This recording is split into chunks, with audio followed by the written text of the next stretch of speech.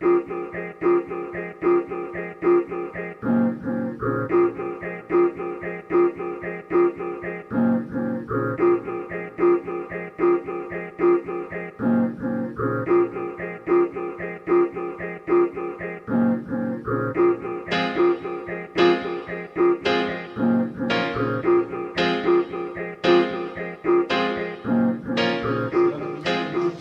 la première société qui va représenter en fait, le secteur de la communication et des médias. Donc MIP s'introduit sur le marché alternatif sous forme d'augmentation de capital en bonne partie et une partie cash-out. Il y aura donc couverture de 34% du capital de la société. MIP, comme vous disiez, est la première société du secteur on va dire, de la communication et des médias à s'introduire en bourse. L'objectif, en fait, c'est de consolider, on va dire, notre position de leader, mais surtout de développer davantage, aussi bien sur le marché tunisien que sur le marché régional, nos activités d'affichage urbain, mais également de développer, suite à un fort potentiel, nos activités dans les énergies renouvelables, à savoir le photovoltaïque et les solutions d'éclairage LED. MIP s'introduit aujourd'hui avec un PER de 26,6 des bénéfices espérés pour l'année 2014, contre un PER du marché moyen qui est à 14 aujourd'hui. Cette évaluation est-elle adéquate pour une société qui opère dans un secteur d'activité assez concurrentiel et qui est plus ou moins saturé en Tunisie? Le PER n'est pas un indicateur pour une société d'affichage important. Pourquoi? Parce que c'est une société à très forte capitalisation et ça n'apparaît jamais. Si vous voyez les comparables, par exemple, prenez Lamar Advertising, vous prenez JC Deco, les multiples sont de 100 et de 200. Et je vais vous dire pourquoi le PER, en fait, c'est comme introduire un hôtel en bourse ou un immeuble.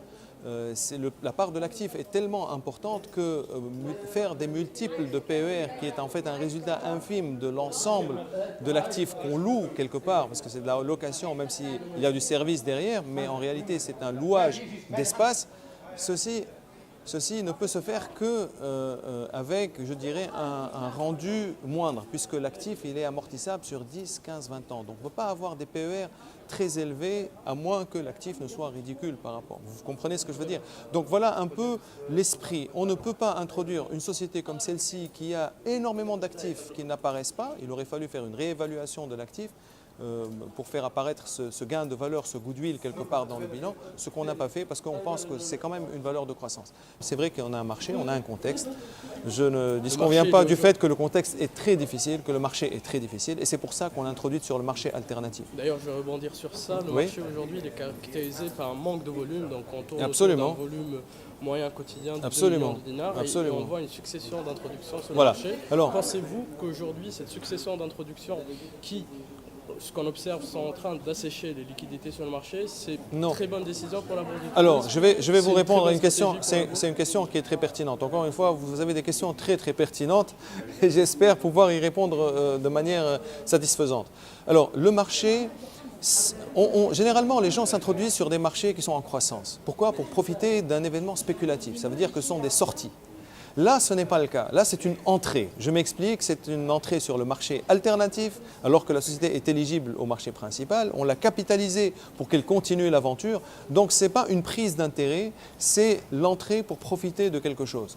Le contexte étant ce qu'il est, les volumes sont très bas, mais les gens ne rentrent pas sur le marché alternatif pour les volumes. Ils rentrent pour justement apprécier les opportunités pour les investisseurs institutionnels. Voilà. Maintenant, vous me dites le contexte est difficile, oui, mais elle rencontre l'intérêt des investisseurs institutionnels. C'est pour ça qu'on a choisi le marché alternatif. Donc notre développement, on va dire, se fait sur 2 phases. D'un côté, sur le marché local, par le biais du déploiement du reste des 1000 abribus sur le Grand Tunis et également par le développement des autres supports d'affichage en grand format et moyen format, on va dire, mais pourquoi pas aussi par la prise de participation majoritaire, on va dire, dans certaines entreprises déjà opérant sur le marché local, afin d'accroître un peu nos positions, nos parts de marché. Au niveau de l'international, c'est vrai que nous nous positionnons plus sur les pays d'Afrique de l'Ouest et Afrique subsaharienne, parce qu'il reste tout à faire là-bas, avec peu de moyens, il y a moyen de mettre en place des réseaux, comme MIP l'a fait il y a 10 ans en Tunisie. Des sociétés nouvellement introduites, comme celle de MIP, dans le cas de MIP, viennent sur le marché pour des pour des raisons fiscales principalement, pour bénéficier des raisons fiscales. Alors, pour MIP, ce n'est pas seulement les raisons fiscales, hein, parce que MIP a toujours eu un financement en leasing, donc elle ne payait pas beaucoup d'impôts. Donc, ce n'est pas tant les raisons fiscales que les raisons de levée de fonds.